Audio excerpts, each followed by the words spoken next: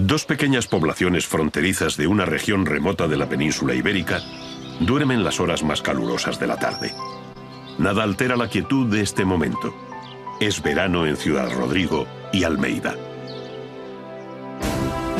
Sin embargo, aquí se libraron cruentas batallas y terribles combates, consecuencia de una guerra sin cuartel contra la ambición de un hombre que pretendió extender su poder por el continente europeo. España envió sus mejores hijos a luchar en defensa de sus pueblos y ciudades asediadas. La lucha de Ciudad Rodrigo se convirtió en un símbolo de la resistencia patriótica. También Portugal, desde donde se consolidó al fin la contraofensiva contra el invasor, pagó un alto tributo en hombres ante la historia. Las tropas inglesas fueron determinantes en la victoria final contra los ejércitos imperiales.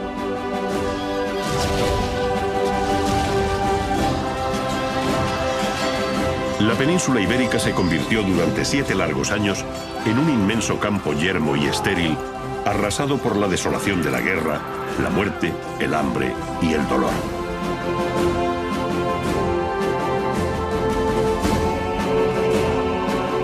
Pero en estos campos, en estos pueblos y aldeas, ante estas murallas, se escribieron páginas gloriosas de honor y heroísmo, siempre regadas con la sangre del pueblo, y probablemente fue aquí donde el emperador Napoleón, aquel gran hombre malo, cometió un primer error fatal.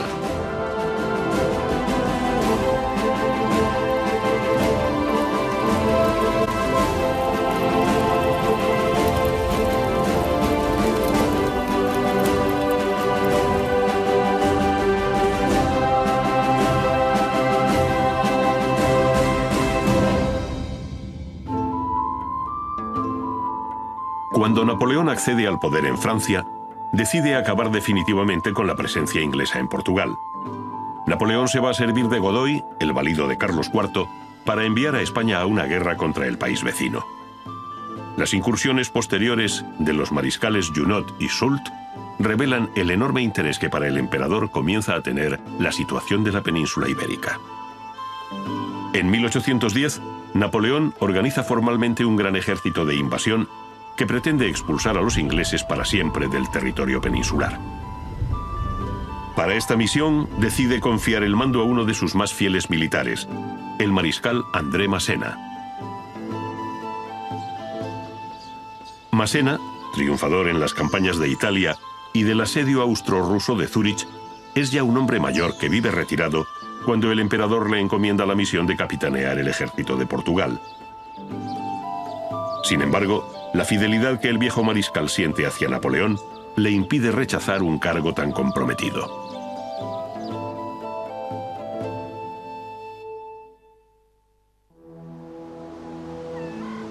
Napoleón ya había estado en España y había visto sobre el terreno la gran aridez y el relieve tortuoso de las tierras hispanas. España es un enorme laberinto de sierras ásperas y desfiladeros, con caminos impracticables la mayor parte del año.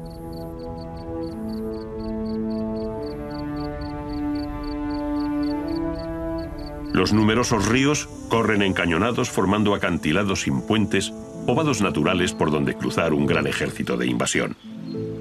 Esta geografía imposible podía echar por tierra los planes de conquista del emperador.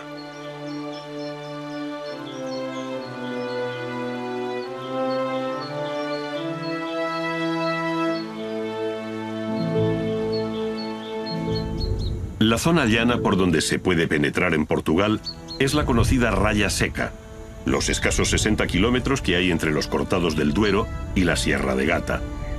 Esta comarca es lisa, con pocos accidentes geográficos y por tanto ideal para el lento avance de un numeroso contingente armado. Será esta la zona que Napoleón asigne a Massena, desde la cual iniciar la ofensiva sobre Portugal. En la primavera de 1810, Massena se establece en Salamanca. La bella ciudad castellana sale por un tiempo de su apatía provinciana para recibir a este distinguido militar y a su pequeña corte.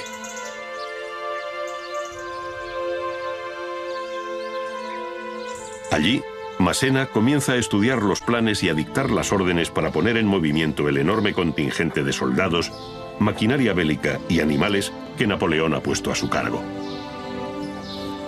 La tarea es complicada porque hay que cubrir las necesidades diarias en comida y pertrechos de más de 100.000 hombres que se hallan dispersos a lo largo de una gran extensión de terreno en Salamanca y en las provincias limítrofes de Zamora, Valladolid y Toro. En poco tiempo, la cuestión de la intendencia se convierte en el principal problema del ejército invasor.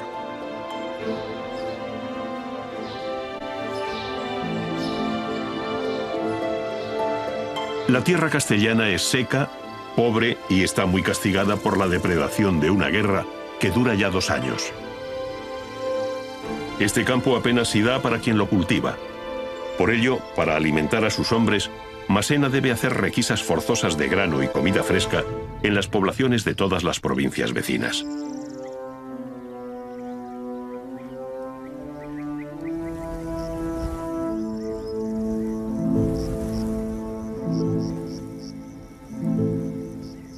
Más grave aún es la cuestión de la cabaña ganadera, imprescindible en la dieta de un soldado. En poco más de 3 meses se acabará con todas las ovejas y bueyes de la comarca si se da la ración diaria de carne que corresponde a una tropa tan numerosa.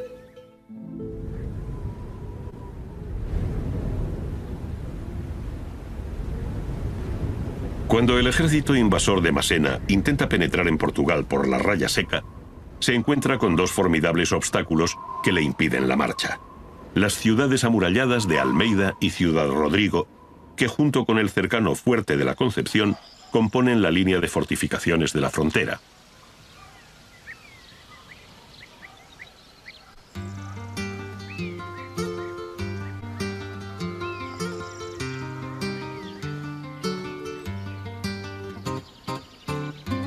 Las armas de fuego dieron una nueva modalidad arquitectónica donde los ingenieros militares construyeron unas fortificaciones bajas que se veían poco en el terreno, pensadas pues, contra la artillería y las armas de fuego. Nosotros en España tenemos Ciudad Rodrigo y el Real Fuerte de la Concepción, y en la parte portuguesa tenemos la ciudad fortificada de Almeida.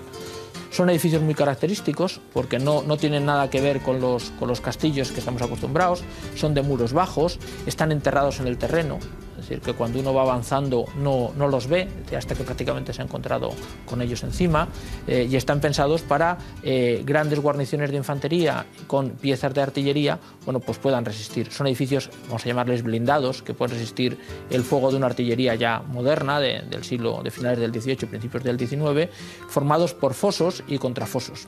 El sistema característico, el ingeniero más característico de toda Europa era Vauban, y todos los conocemos porque tienen formas normalmente de estrellas.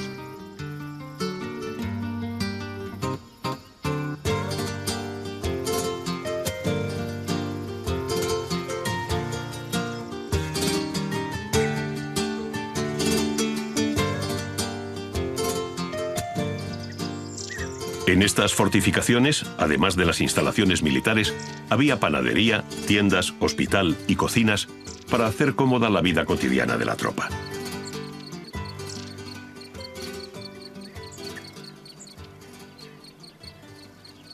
Este es el tipo de fortaleza que debe conquistar Massena cuando emprende el asedio de Ciudad Rodrigo, una plaza que había demostrado tener un enorme valor geoestratégico en las anteriores campañas de Napoleón, convirtiéndose en el auténtico cerrojo de la frontera hispanolusa.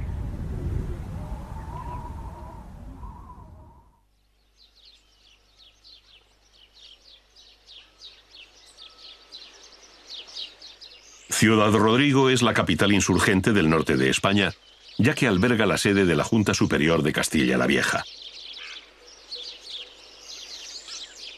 La ciudad salmantina, con fama de inexpugnable debido a la solidez de sus murallas y al valor de sus habitantes, se ha convertido en un símbolo de la resistencia patriótica.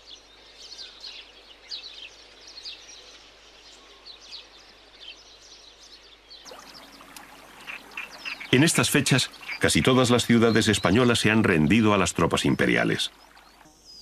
Por ello, la posición de Ciudad Rodrigo en la frontera y la proximidad del ejército expedicionario inglés infunde ánimos a los sitiados.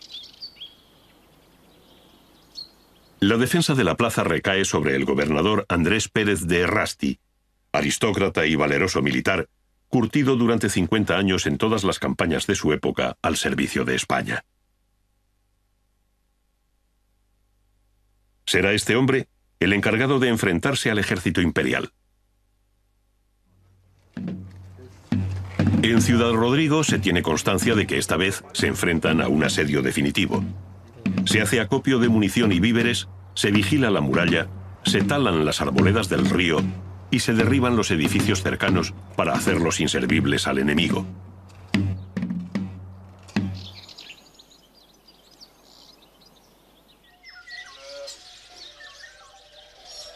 En junio, Massena traslada su cuartel general al convento de la Caridad para seguir de cerca el asedio de Ciudad Rodrigo. El retraso de las operaciones militares hace mella en las relaciones entre Massena y el mariscal Ney, jefe del Sexto Ejército Imperial, que ya había intentado en febrero rendir la plaza solo con sus tropas. El asedio no avanza en los plazos previstos y la ciudad sitiada aguanta con enconada resistencia. Esto degenera en fuertes discusiones entre Massena y Ney, su igual en rango como mariscal de campo, pero subordinado ahora en la campaña peninsular. El carácter enérgico de Ney le hace rozar a menudo la insubordinación para desesperación de su comandante en jefe. El impulsivo mariscal Ney propone cercar Ciudad Rodrigo con una fuerza limitada y lanzarse a la caza del enemigo inglés todavía débil. Massena, en cambio, es partidario de seguir las instrucciones recibidas de sitiar y tomar la ciudadela sin dividir las fuerzas.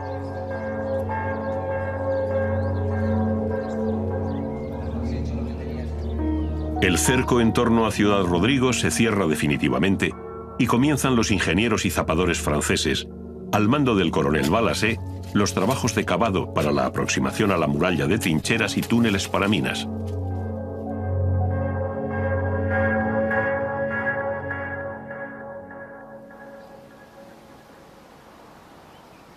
La moral dentro de la ciudad es elevada. El número de fuerzas defensoras es de unos 6.000 hombres, aunque efectivos para el combate sean la mitad. Entre los defensores están los lanceros de Castilla, de don Julián Sánchez el Charro, una fuerza de élite que continuamente hostiga a los invasores, retrasando los trabajos en las trincheras. Las reservas de munición y provisiones son abundantes, y en la fortaleza las esperanzas de socorro se mantienen altas. Mucha de la tropa española es bisoña, y las escaramuzas en las murallas son su bautismo de fuego. Enfrente se encuentran los 50.000 hombres del sexto y octavo ejército francés, probablemente los mejores soldados del mundo.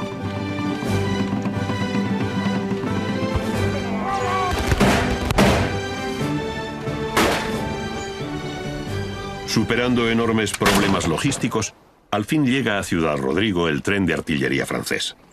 El pesado convoy que transporta la munición de diversos calibres para los morteros y cañones. Comienza entonces el bombardeo de la plaza y con él los sufrimientos de la población civil que aguarda esperanzada la ayuda de Wellington.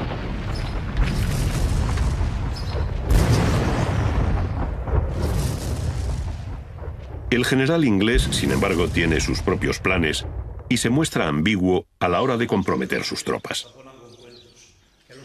Además, Wellington, en privado, confía poco en la capacidad de resistencia de los españoles.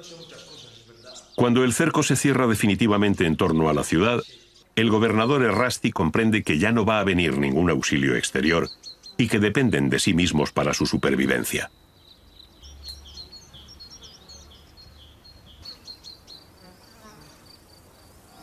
Los lanceros de Castilla de don Julián Sánchez el Charro contribuyen con sus escaramuzas al éxito de la defensa de la ciudad. Las acciones valerosas de este personaje legendario en el sitio de Ciudad Rodrigo le hacen merecer la admiración de sus propios enemigos, aun cuando en la batalla se emplea con arrojo y a menudo de forma expeditiva. El general inglés Robert Craufurd y hasta el mismo Wellington le reconocen con su amistad.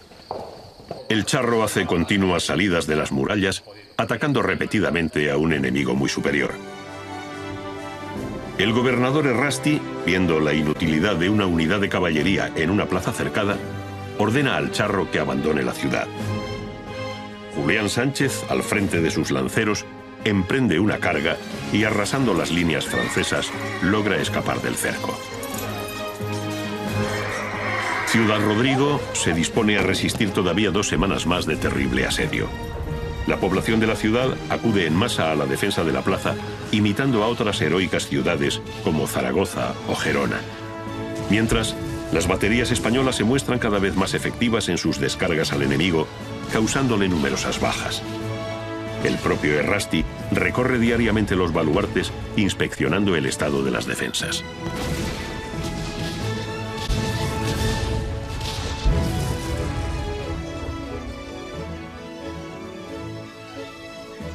En Ciudad Rodrigo se sabe ya que los ingleses no van a intentar romper el cerco, por lo que se confía en que las sólidas murallas, que tantas batallas han visto, resistan esta vez el terrible ataque que se avecina.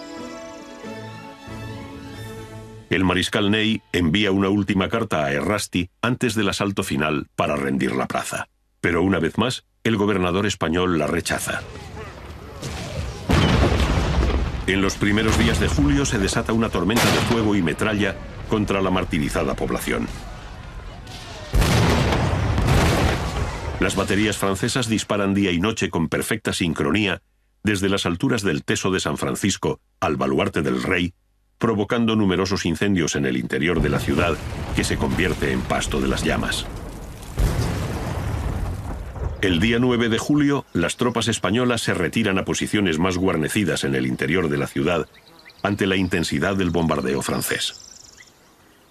El fuego combinado de la artillería y la colocación de una mina abre por fin una brecha en la muralla.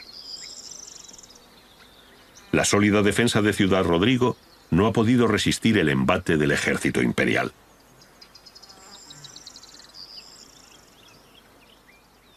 En el exterior de la fortaleza forman las unidades que van a realizar el asalto final. La ciudad permanece muda y expectante ante la inminencia del ataque. Las unidades de élite francesas, granaderos, cazadores y voltigeurs, se preparan para una lucha mortal casa por casa. Se espera que muchos caigan en el último combate ante las emboscadas del enemigo, pero la gloria de la Legión de Honor y el ansiado botín merecen el esfuerzo.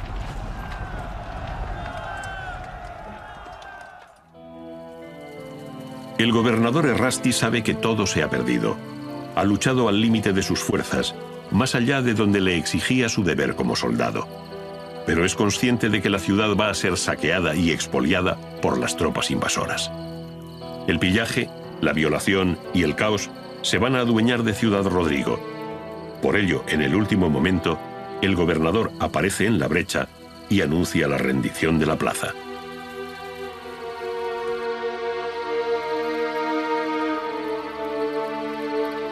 Errasti es conducido en presencia del mariscal Ney, que espera al pie de la muralla. Ambos militares se intercambian los saludos de cortesía. Ney escucha las razones de la capitulación y alaba la gloriosa defensa que han presentado los españoles. El mariscal francés se muestra magnánimo con los vencidos, prometiendo que serán respetadas las vidas de los ciudadanos y sus propiedades, pero la guarnición partirá al cautiverio camino de Francia.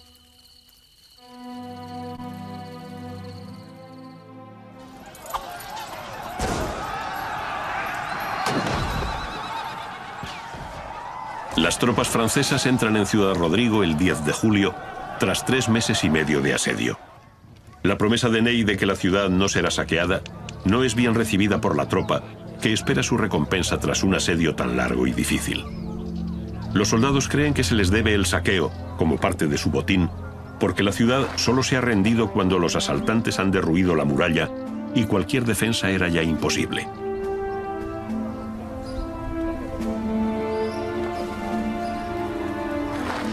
Al fin los franceses son dueños de la plaza, pero para estos soldados, entrenados y curtidos en todos los campos de batalla europeos, la conquista ha sido más dura de lo esperado.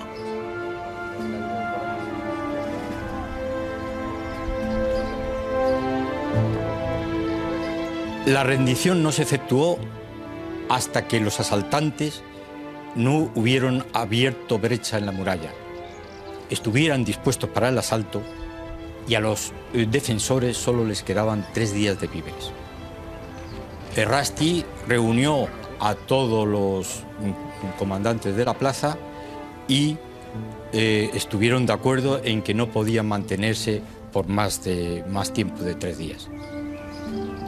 Las bajas españolas se elevaron a 1.700, incluida lo de la población civil, y 3.500 soldados marcharon a Francia conducidos prisioneros. Al entrar en la plaza, los vencedores solo encontraron casas destruidas. Massena ordenó reconstruir la ciudad y ponerla de nuevo en estado de defensa. Para ello, impuso una pesada contribución a los habitantes de 500.000 francos. Desde entonces, Ciudad Rodrigo pasó a ser la base fundamental del ejército de Portugal, donde fueron almacenándose los víveres, el material de intendencia y de artillería que le llegaban de retaguardia. La lucha desigual de esta población pronto se convierte en toda España en ejemplo de patriotismo ante el invasor.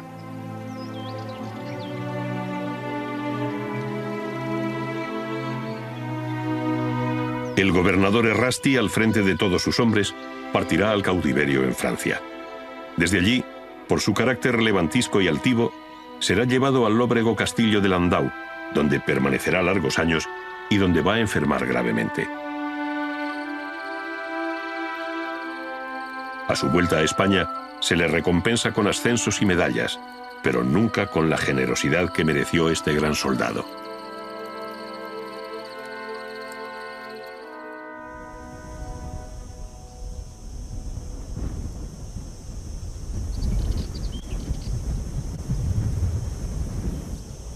Tras la caída de Ciudad Rodrigo, el siguiente objetivo del ejército francés es la población de Almeida.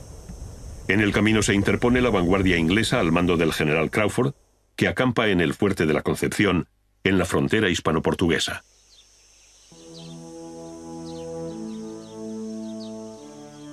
Entrar en España fundamentalmente tenía 2 fortificaciones que cerraban ese camino a la frontera. En primer lugar, justo en la frontera, a escasos 100 metros del río Turones, el Real Fuerte de la Concepción. El Fuerte de la Concepción ya fue pensado precisamente para impedir invasiones y para servir de base de invasión. Los ingleses no eran suficientes para ir dejando guarniciones en el Fuerte de la Concepción. Esto llevó a que Wellington decidiese anular esta fortificación importantísima mediante una voladura. Ordenó al general Craufurd, a los ingenieros británicos que la volasen con 6 toneladas de pólvora, y volaron, bueno, pues prácticamente de los 4 rebellines 2, volaron varios lienzos, de tal manera que en un futuro asalto fuese fácil, digamos, recuperar la fortaleza. Y cuando los franceses plantean la invasión de Portugal, ¿qué mejor sitio para fortificarse al lado de la frontera que el propio Fuerte de la Concepción, que fue pensado para eso? Massena tuvo el Fuerte de la Concepción como cuartel de una parte de las tropas, mientras que las otras estaban de guarnición en Ciudad Rodrigo.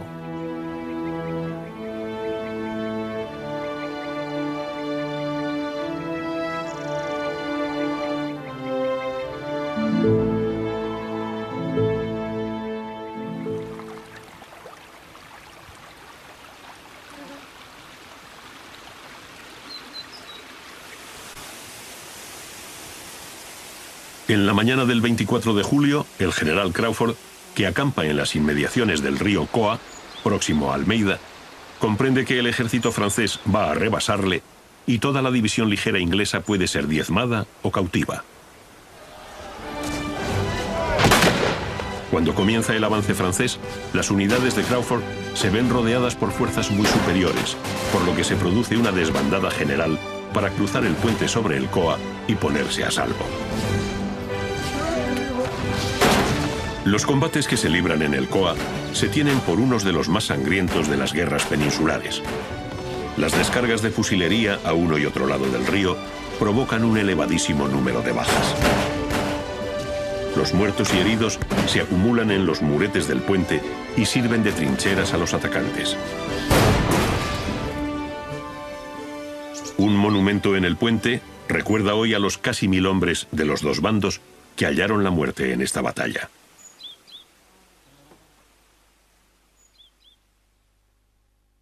Almeida, la bella población portuguesa conocida como la Estrella de Piedra, a escasos kilómetros de la frontera, se convierte tras la caída de Ciudad Rodrigo en la siguiente pieza del complicado ajedrez que Napoleón mantiene en la península.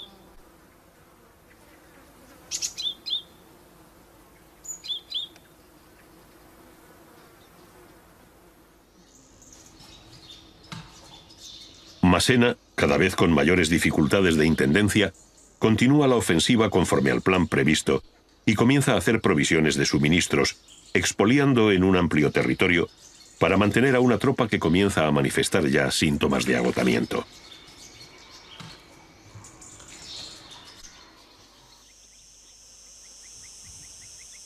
Con sus sólidas murallas, Almeida se ha convertido en una plaza de primer orden en el sistema defensivo inglés. Se espera de ella una enconada defensa ante el invasor para facilitar el reagrupamiento del cuerpo expedicionario inglés. Pero en Almeida se tienen noticias alarmantes de la suerte que ha corrido Ciudad Rodrigo en su defensa.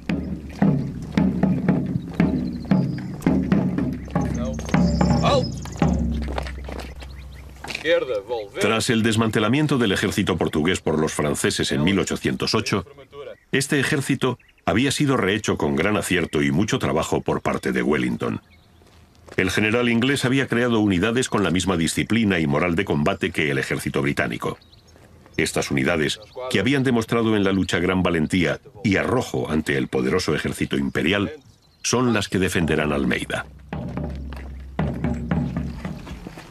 Los mandos superiores de este nuevo ejército suelen estar a cargo de un inglés, pero toda la oficialidad y la tropa son portuguesas. Este será el embrión del ejército luso-británico que llegará combatiendo a Napoleón hasta el corazón de Europa. La defensa de Almeida corre a cargo del brigadier inglés William Cox, que manda una guarnición bien entrenada de 5000 hombres entre británicos y portugueses. La tropa, veterana y curtida en combate, defiende una de las fortalezas más sólidas de Portugal. Hay además importantes reservas de víveres y munición para aguantar un largo asedio.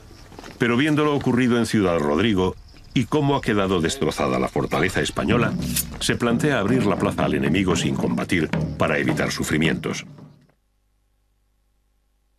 En Almeida se confía que esta vez al fin las tropas de Wellington acudan en su socorro. Sin embargo, el general inglés tiene sus propios planes y le interesa que la plaza resista cuanto sea posible. De momento no piensa comprometer su ejército, numéricamente inferior, en una batalla en campo abierto. Preparándose para el inminente asedio del ejército francés, la guarnición y la población civil de Almeida va almacenando todo lo necesario en alimentos y municiones dentro de las casamatas de la ciudad.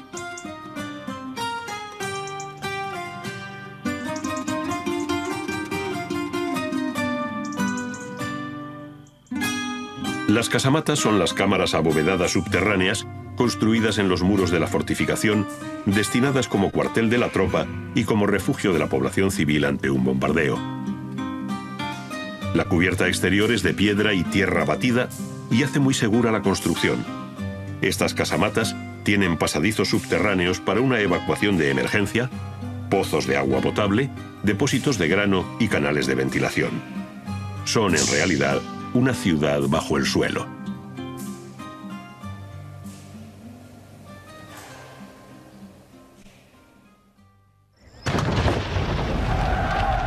El 14 de agosto comienzan las obras para abrir trincheras y paralelas en torno a Almeida, cerca de los baluartes de San Francisco y San Pedro.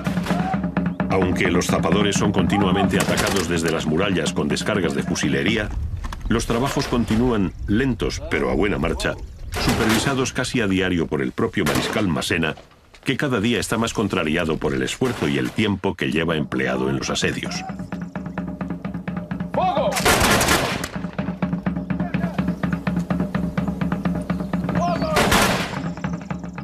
Las trincheras se van abriendo en el duro granito en medio del bombardeo. Los portugueses tienen en la ciudad 96 piezas de artillería de varios calibres, servidas por 400 hombres, y cuentan con abundante pólvora y munición. Las descargas de metralla disparadas a bocajarro por los cañones son temidas porque diezman las filas de los imperiales. Por ello, los asaltantes franceses sufren diariamente numerosas bajas.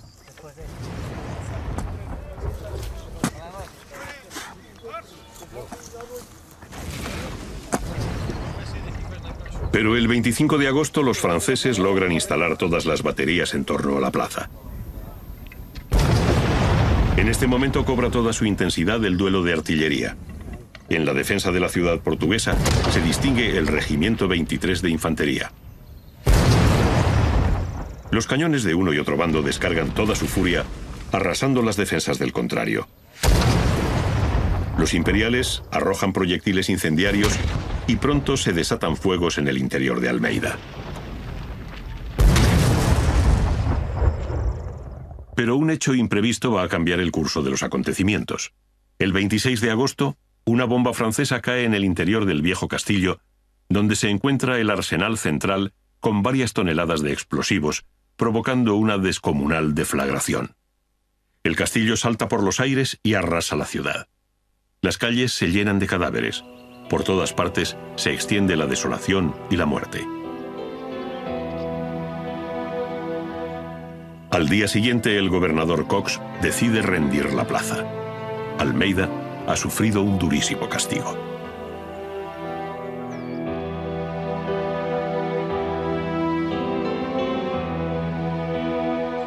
Wellington, una vez más, ha rehuido la batalla y ha dejado a expensas del enemigo una plaza fuerte de enorme valor simbólico.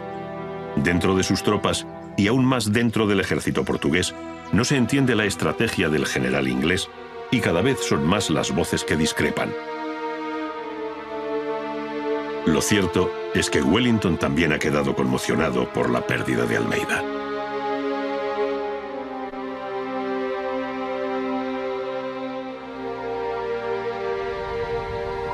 «15 días más tarde, Massena, persiguiendo al ejército inglés, prosigue su avance adentrándose por una de las zonas más pobres y desoladas de Portugal, la Beira Alta.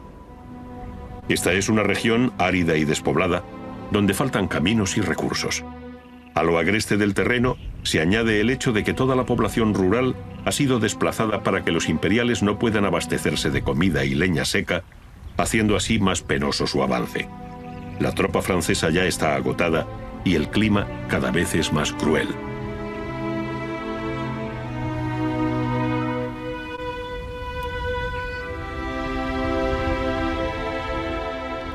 En estas malas condiciones, Massena llega el 27 de septiembre a la sierra de Busaco, donde las tropas de Wellington dominan las alturas.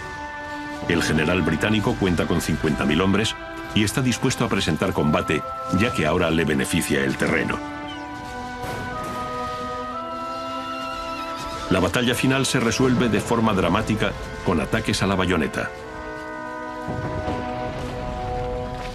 Cuando al final los franceses se retiran hacia Coimbra, han perdido 5.000 hombres por solo 1.200 de los aliados luso-británicos.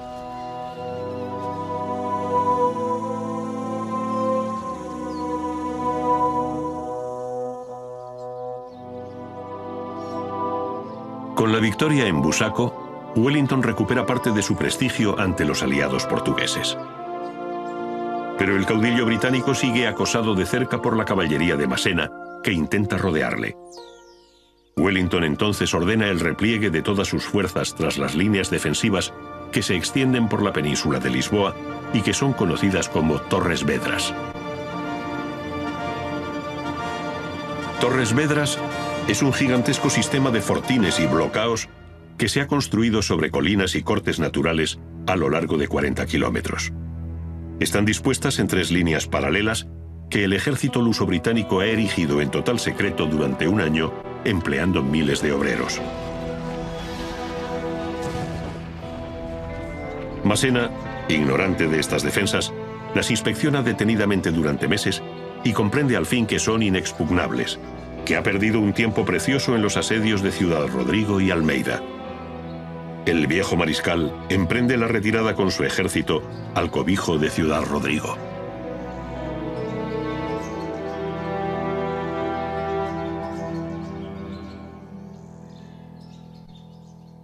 En 1811, Napoleón sustituye a Massena por Marmont, un militar que tiene ante sí la titánica tarea de reagrupar el debilitado ejército de Portugal. El ejército francés, en su avance, ha estirado demasiado sus líneas de abastecimiento, haciéndolas muy vulnerables al acoso de las partidas de guerrilleros que las atacan por toda la geografía peninsular. La retirada francesa hacia España se vuelve en extremo penosa. El fenómeno nuevo de una población en armas, originario de Portugal y España, va a servir de escaparate a todos los pueblos europeos oprimidos por Napoleón. A partir de ahora, se sabe de qué manera el emperador puede ser vencido.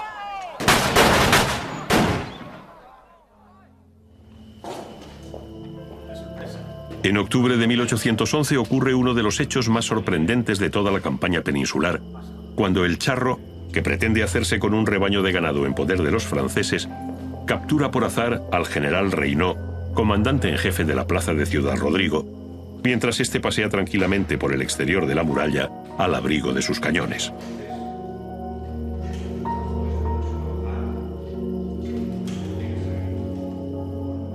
Con semejante cautivo, el intrépido guerrillero se presenta ante el mismo Wellington.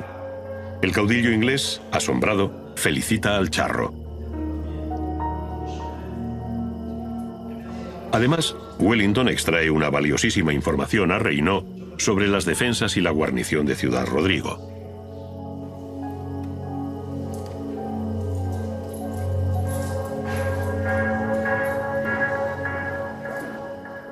En enero de 1812, Wellington establece su cuartel general en la localidad portuguesa de Freineda.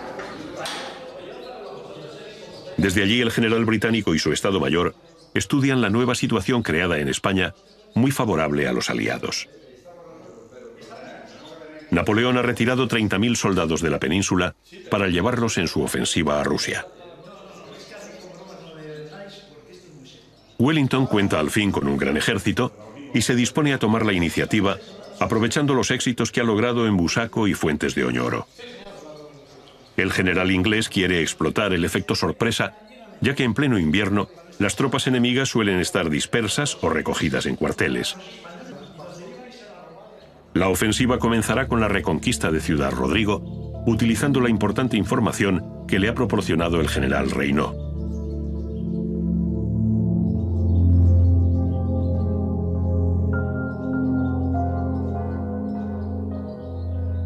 Wellington dispone que el ataque comience la noche del 19 de enero, dirigiendo las operaciones el general Picton. El ataque inglés es devastador. En el asalto se distinguen por su arrojo los cazadores portugueses y los Royal Green Jackets del 95 de rifles. Una mina francesa estalla en una poterna de la muralla y causa 150 muertos, pero los aliados ya han entrado en la ciudad y se combate en las calles, casa por casa. El saqueo es inevitable.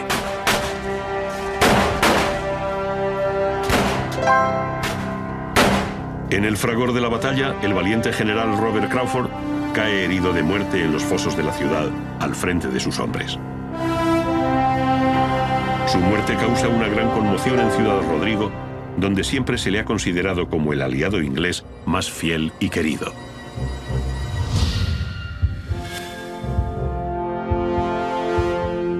La ofensiva iniciada por Wellington con la toma de Ciudad Rodrigo va a concluir en una última batalla en campo abierto. El objetivo de Wellington era derrotar al ejército imperial de Portugal, mandado a la sazón por el mariscal Marmont. Wellington obligó al ejército de Portugal, que estaba disperso, a repasar el Duero. Pero Marmont había sido reforzado por una división y, sin esperar la ayuda que había solicitado, se dispuso a contraatacar a Wellington.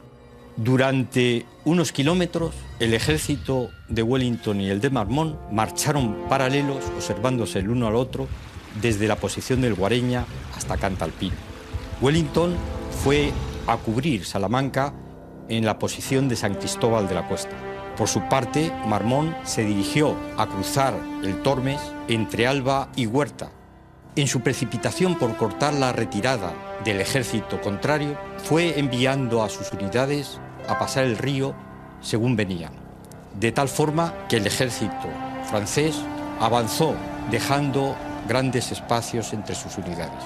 Wellington, que había cruzado el Tormes por Salamanca, había dispuesto su ejército entre este punto y el pueblo de Arapiles, pero viendo el error de su adversario, mandó atacar el centro y la decisiva victoria de Arapiles obligó al rey José a abandonar Madrid por segunda vez y retirarse a Valencia.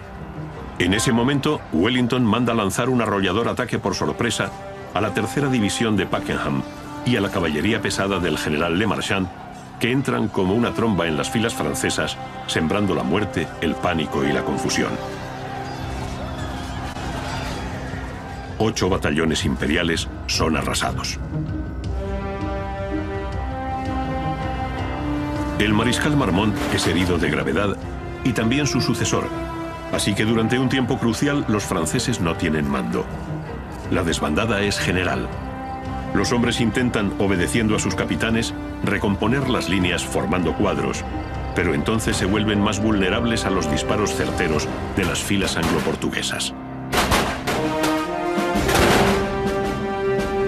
Al caer la tarde, los franceses comprenden que han perdido la batalla y se retiran, abandonando en el campo a sus heridos, que serán esa noche rematados y expoliados por los lugareños.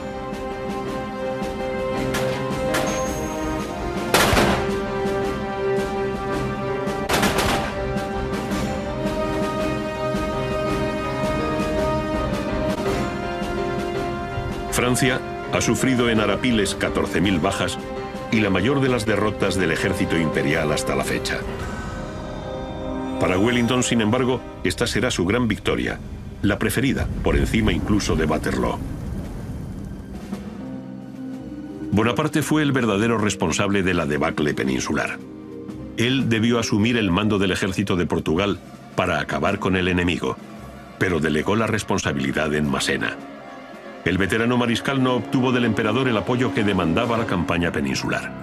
Al obedecer las órdenes, Massena se enredó en una madeja de asedios que podía haber evitado atacando a Wellington en Portugal cuando aún este era débil.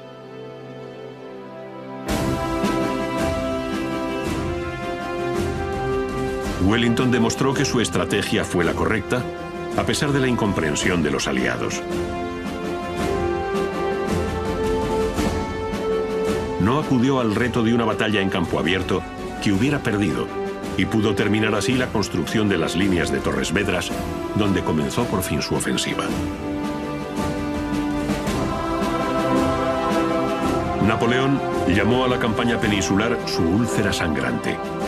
Para su mente de soldado, era incomprensible la verdadera naturaleza de la guerra atávica que se estaba desarrollando en Portugal y España. Las triunfantes águilas imperiales, que dominaban todo un continente, comenzaron su ocaso en Ciudad Rodrigo y Almeida, 2 pequeñas poblaciones de una remota región de la península ibérica.